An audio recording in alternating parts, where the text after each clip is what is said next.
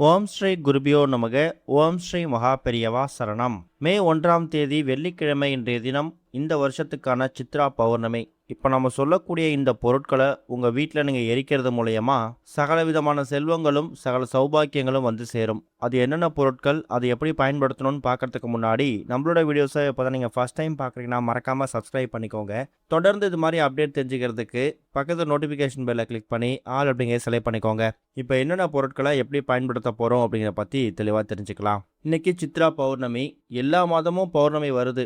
ஆனால் இந்த சித்திரை மாதத்துக்கு மட்டும் ஒரு தனி சிறப்பு இருக்கு. ஏன்னா இந்த சித்திரை மாதத்தில் வரக்கூடிய பௌர்ணமியில் தான் நம்மளுடைய பாவ புண்ணிய கணக்குகளை வரவு வைக்கக்கூடிய சித்திரகுப்தர் அவதரிச்சிருக்கிறதா புராணங்களில் சொல்லப்பட்டிருக்கு. அப்படிப்பட்ட சித்திரகுப்தரை இன்றைய தினம் நம்ம வணங்கும் போது நம்ம பாவங்கள்லாம் விலகுமா அப்படின்னு கேட்டிங்கன்னா, பாவங்கள் விலகுதோ இல்லையோ, இனி வரக்கூடிய நாட்களில் நாம் எதுவும் பாவங்கள் செய்யாதவாறு சித்திரகுப்தர் நமக்கு அருளாசி கொடுப்பாரு. அதே மாதிரி அன்றைய தினம், அதாவது சித்ரா பௌர்ணமி அன்னைக்கு நம்ம செய்யக்கூடிய நல்ல விஷயங்கள், தான தர்மங்கள் மூலயமா இதுவரை செய்திருக்கக்கூடிய பாவங்களை விட புண்ணிய கணக்குகள் அதிகமாக சேர்வதற்கான வழிவகையை நாமளே ஏற்படுத்திக்கலாம். அப்படிப்பட்ட இந்த ஒரு சித்ரா பௌர்ணமி நமக்கு இந்த வருஷம் வெள்ளிக்கிழமை மே 1ஆம் தேதி வந்திருக்கு. ஏப்ரல் 30ஆம் தேதி இரவு 9:51 பௌர்ணமி ஆரம்பிச்சிடுச்சு. அது வெள்ளிக்கிழமை இரவு இன்னைக்கு 11:07 வரைக்கும் இருக்கு. இன்னைக்கு எல்லா கோவில்கள்லையும், குறிப்பாக சிவபெருமான் கோவில்கள்லாம் ரொம்ப விசேஷமாக இருக்கும். சாதாரணமாக மற்ற மாதங்களில் வரக்கூடிய பௌர்ணமிகளில் சிவபெருமான் வழிபாடு ரொம்ப முக்கியம். அதுலேயும் திருவண்ணாமலைக்கு போயிட்டு கிரிவலம் போகிறது முக்தியை கொடுக்கும். ஆனால் சித்ரா பௌர்ணமி அன்னைக்கு நீங்கள் கிரிவலம் போனீங்கன்னா கோடி புண்ணியம். இது வரைக்கும் நீங்கள் எவ்வளோ பெரிய பாவங்கள் செய்தாலும் சரி, சாபங்கள் வாங்கியிருந்தாலும் சரி, அது எல்லாத்துக்கும் ஒரு அற்புதமான நிவர்த்தி வந்து சித்ரா பௌர்ணமி நாட்களில் கிரிவலம் போகிறது. அப்படி ஒருவேளை திருவண்ணாமலைக்கு போயிட்டு கிரிவலம் போக முடியலையா, உங்கள் வீடு பக்கத்தில் இருக்கக்கூடிய சிவாலயத்துக்கு போயிட்டு அந்த கோவில் பிரகாரத்தை 9 முறை வலம் வாங்க. 9 முறை வலம் வரும்போதும் ஓம் நமச்சிவாய அப்படின்னு சிவநாமத்தை உச்சரிச்சுக்கிட்டே வரணும். இன்னைக்கு காலையில் 10:12 ராகு காலம், மதியம் 3:04 யமகண்டம். எப்படி பார்த்தாலும் சித்ரா பௌர்ணமிக்கான அந்த வழிபாடு நிறைய கோவில்களில் இன்னைக்கு சித்ரா பௌர்ணமி அன்னைக்கு திருக்கல்யாண உற்சவம் கூட நடக்கும். அப்படிப்பட்ட சித்ரா பௌர்ணமியில் முழு நிலவு பிரகாசமாக தெரியக்கூடிய நேரம் எப்பன்னு கேட்டிங்கன்னா, மாலை ஒரு 6:30 மேலே தான். சூரியன் மறைந்த பிறகு சந்திரன் ஒரு 6:30 பிரகாசமாக தெரிய ஆரம்பிக்கும். அந்த நேரத்தில் வீட்டோட பூஜையை விளக்கேற்றி வச்சுட்டு எல்லா தெய்வங்களையும் வணங்கலாம். சிவபெருமானை வணங்கலாம். ஏன்னா சித்ரா பௌர்ணமிக்கு உரிய தினம். அடுத்ததா வெள்ளிக்கிழமை மகாலட்சுமி தாயார், சுக்கிரவாரம் சுக்கிர பகவானை வணங்கலாம். பௌர்ணமி நாளே சந்திர பகவானை வணங்கும் போது வீட்டில் இருக்கக்கூடிய கெடுதல்கள் நீங்கும். அதே மாதிரி சித்திரகுப்தர் ஃபோட்டோஸில் எல்லா வீட்டிலும் இருக்காது. ஒரு நோட்டு, ஒரு பேனா, இல்லை ஒரு பென்சில் ஏதாவது ஒன்று வாங்கிட்டு வந்து வீட்டோட பூஜையில் வச்சு நீங்கள் சித்திரகுப்தரை மனசார பிரார்த்தனை பண்ணி இந்த ஒரு பராபவ வருடம் ஆரம்பிக்கக்கூடிய இந்த ஒரு சித்திரை பாத பௌர்ணமியில் எங்களுடைய எல்லா விதமான பாவங்களும் விலகணும், இனி வரக்கூடிய நாட்களில் எந்த விதமான பாவ செயல்களையும் நாங்கள் செய்யக்கூடாதுன்னு நீங்கள் சித்திரகுப்தரை புதிய நோட்டு பேனா வச்சு வழிபட்டுட்டு அதுக்கப்புறம் மறுநாளில் இருந்து உங்களோட அன்றாட பயன்பாட்டுக்கு, மற்ற பயன்பாட்டுக்கு அந்த நோட்டு பேனாவை யூஸ் பண்ணிக்கலாம். தப்பு கிடையாது. இப்படி பண்ணுறதால நம்முடைய பாவ புண்ணிய கணக்குகளை வரவு வைக்கக்கூடிய சித்திரகுப்தர் நம்ம புதிதாக நோட்டு பேனா வாங்கி அவருக்கு சமர்ப்பிக்கும் போது நம்முடைய பாவ புண்ணிய கணக்குகளை அன்றைய தினம், அதாவது சித்ரா பௌர்ணமியில இருந்து புதுசாக ஆரம்பிப்பார் அப்படிங்கிறது ஒரு ஐதீகம். இதுதான் இந்த வருஷம் வந்திருக்கக்கூடிய சித்ரா பௌர்ணமியை ரொம்ப எளிமையாக வழிபடுறதுக்கான வழிபாட்டு முறை.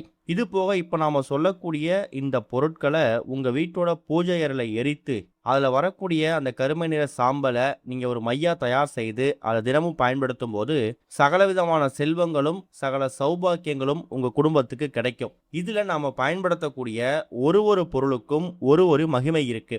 முதல் முக்கியமான பொருள், இன்றைய தினம் வெள்ளிக்கிழமை மகாவிஷ்ணுவுக்கும் மகாலட்சுமி தாயாருக்கும் அற்புதமான ஒரு உகந்த பொருள் வந்து பச்சை கற்பூரம். பச்சை கற்பூர வாசம் எங்கெல்லாம் இருக்கோ அங்கெல்லாம் மகாவிஷ்ணுவும் மகாலட்சுமி தாயாரும் ஒரு சேர வந்து அமர்ந்து நமக்கு அருள்பாலிப்பாங்க. நம்ம குடும்பத்துக்கு தேவையான செல்வ கடாட்சத்தை, பொருளாதார முன்னேற்றத்தை கொடுப்பாங்க அப்படிங்கிறது ஒரு பெரிய நம்பிக்கை. அதனால ஒரே ஒரு துண்டு பச்சை கற்பூரம் எடுத்து வச்சுக்கோங்க. அடுத்ததா பணவசியம், ஜனவசியம், இந்த இரண்டுத்துக்கும் பயன்படுத்தக்கூடிய முக்கியமான தாந்திரிக பொருள் வந்து ஏலக்காய். ஏலக்காயை நம்ம எந்த இடத்துல வைக்கிறோமோ அங்கே பணவசியம், ஜனவசியம் ஏற்படும். பணவசியம்னா பணத்தை நம் பக்கம் வசியம் பண்ணக்கூடியது, காந்தம் போல ஈர்க்கக்கூடியது. ஜனவசியம்னா நீங்கள் சொல்லக்கூடிய வார்த்தைகளை மற்றவங்க காது கொடுத்து கேட்கறது, உங்களுடைய உயர் அதிகாரிகளை நீங்கள் வசியம் செய்து, அதாவது கவர்ந்து இழுத்து உங்கள் வேலைகள் மூலயமா, திறமைகள் மூலயமா அவங்க உங்க சொல் பேச்சை கேட்கறது, உங்க அக்கம் பக்கத்தினர்கிட்ட நல்ல பேரு, இந்த சமுதாயத்துல பேரு புகழ் இது எல்லாத்தையும் ஏற்படுத்தக்கூடிய அற்புதமான ஒரே ஒரு பொருள் வந்து இந்த ஏலக்காய்க்கு இருக்குதாம். அதனால ஒரே ஒரு ஏலக்காய் எடுத்துக்கோங்க. அடுத்ததா மிகப்பெரிய காரியத்தடை நீக்கியாக இருக்கக்கூடிய ஒரு பொருள் வந்து கிராம்பு. கிராம்பு அப்படிங்கிறது அதோட மொட்டு பார்த்தீங்கன்னா மகாலட்சுமி தாயார் வந்து அமரக்கூடிய ஒரு அற்புதமான ஒரு சிம்மாசனம். அதனால ஒரே ஒரு கிராம்பு எடுத்துக்கோங்க. வீட்டில் வந்து சுபகாரிய தடைகள் அதிகமாக இருக்கு. எங்கள் வீட்டில் வந்து சுபகாரியங்கள் நடந்து ரொம்ப நாட்கள் ஆகுது, தள்ளிக்கிட்டே போகுது. ஏதாவது சுப நிகழ்ச்சிகள் நாங்கள் திட்டம் போடுறோம், ஆனால் தடைபட்டுக்கிட்டே போகுது அப்படிங்கிறவங்க இந்த கிராம்பை வந்து நீங்கள் பரிகாரத்துக்கு பயன்படுத்தும் போது அந்த சுபகாரிய தடைகள் நீங்கும். கடைசியா ஒரே ஒரு செம்பருத்தி இலை, சிறிய இலையா இருந்தாலும் பரவாயில்ல. செம்பருத்தி இலை அப்படிங்கிறது தோஷ நிவர்த்தி, சகலவிதமான தோஷங்களையும் நிவர்த்தி பண்ணக்கூடிய ஒரு அதீத சக்தி வந்து இந்த செம்பருத்தி இலைக்கு இருக்கு. தேவைப்பட்டா இதுல ஒரே ஒரு மிளகு மட்டும் சேர்த்துக்கலாம். மிளகு அப்படிங்கிறது வாராகி அம்மனுக்கும் காலபைரவருக்கும் ரொம்ப உகந்தது.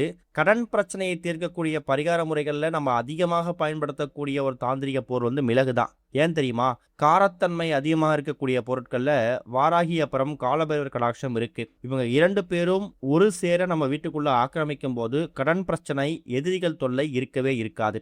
அதனால இப்ப நாம சொல்லியிருக்கக்கூடிய இந்த எல்லா பொருட்களோடு ஒரே ஒரு மிளகும் சேர்த்துக்கலாம். பச்சை கற்பூரம், ஏலக்காய், ஒரு கிராம்பு, சிறிய அளவுல செம்பருத்தி இலை, அது கூட மிளகு. இந்த எல்லா பொருட்களையும் உங்க வீட்டோட பூஜை அறையில நீங்க தயார் செஞ்சு வச்சுக்கணும். இதுக்கு உங்களுக்கு தேவையான பொருள் ஒரே ஒரு மண் அகல்விளக்கு, அப்படின்னா தேங்காய் ஓடு, தேங்காய் சிரட்டை, கொட்டாங்குச்சின்னு சொல்லுவாங்கல்ல, அதுல கூட இந்த பரிகாரத்தை பண்ணலாம். நீங்க எடுத்து தயார் செய்து வைத்திருக்கக்கூடிய அந்த எல்லா பொருட்களையும் அந்த அகல்விளக்குலையோ இல்ல தேங்காய் சிரட்டையிலையோ போட்டு ஒரே ஒரு சொட்டு நெய் ஊற்றி அந்த பச்சை கற்பூரத்தை எரிய விடணும். அப்ப அதுல ஒரு ஜோதி உருவாகும். அந்த ஜோதிய நீங்க எந்த கடவுளா வேணாலும் பாவிக்கலாம். சித்ரா பௌர்ணமி அப்படிங்கிறதால நீங்க சிவபெருமானாகவும் பாவிக்கலாம், சுக்கிர பகவானாகவும் பாவிக்கலாம், மகாலட்சுமி தாயாராகவும் பாவிக்கலாம். அப்படி வரக்கூடிய அந்த ஜோதியை குடும்பத்தோட அமர்ந்து எல்லா நபர்களும் பார்க்கணும். முடிஞ்சா இந்த பரிகாரத்தை உங்க வீட்டோட பூஜை அறையில சுவாமி படங்களுக்கு முன்னாடி பண்ணலாம். அதுக்கு இடம் இல்லைங்கிறவங்க உங்க வீட்டோட மெயின் ஹாலில் நடுவில் வைத்து சுற்றி எல்லாரும் அமர்ந்து கூட இந்த பரிகாரத்தை பண்ணலாம்.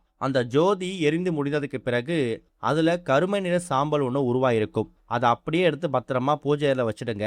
சூடு ஆறுனதுக்கு பிறகு அந்த கருமை நிற சாம்பல்ல ஒரு சொட்டு நெய், அப்படி இல்லைனா ஒரே ஒரு சொட்டு தேங்காய் எண்ணெய், இந்த இரண்டத்தையும் போட்டு நன்றாக குழைக்கும் போது அந்த கருமை நிற சாம்பல் இந்த எல்லா பொருட்களையும் எரித்து உருவாகி இருக்கக்கூடிய அந்த கருமை நிற சாம்பல் ஒரு கருமை நிற மை மாதிரி தயாராகும். வசியம் பண்ணக்கூடிய மை மாதிரி தயாராகும். இத ஆண்களா இருக்க பட்சத்துல நெத்தில வச்சுக்கிட்டு வெளியில போகலாம். ஒரு முக்கியமான விஷயமா வெளில போறீங்க, போகக்கூடிய காரியத்துல வெற்றி கிடைக்கணும், சித்தி உண்டாகணும். இப்ப போகக்கூடிய காரியத்துல நல்ல விஷயம் நடந்துச்சுன்னா அது என் வாழ்க்கையில திருப்பு முனையை ஏற்படுத்தும் நம்பிக்கை இருக்கும் இல்லையா?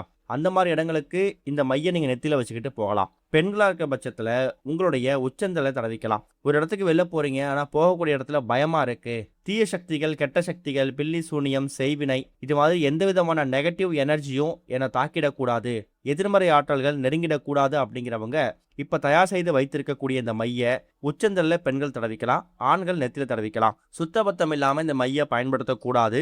முடிஞ்சா முக்கியமான விஷயங்கள் வெளில போக மட்டும் பயன்படுத்துங்க. இந்த ஒரு சித்ரா பௌர்ணமி அன்னைக்கு இது தயார் செய்தீங்கன்னா தாராளமாக ஒரு மாதம் வரும். அடுத்த மாதம் வரக்கூடிய பௌர்ணமி தினத்துல மறுபடியும் இதே மாதிரி தயார் செய்து இந்த மைய நீங்க பயன்படுத்தலாம். அதோட ஆரம்பம் இந்த ஒரு சித்ரா பௌர்ணமி. நம்பிக்கையோட பண்ணுங்க, நல்லதே நடக்கும். ஓம் ஸ்ரீ குருபியோ நமக. ஓம் ஸ்ரீ மகா பெரியவா சரணம்.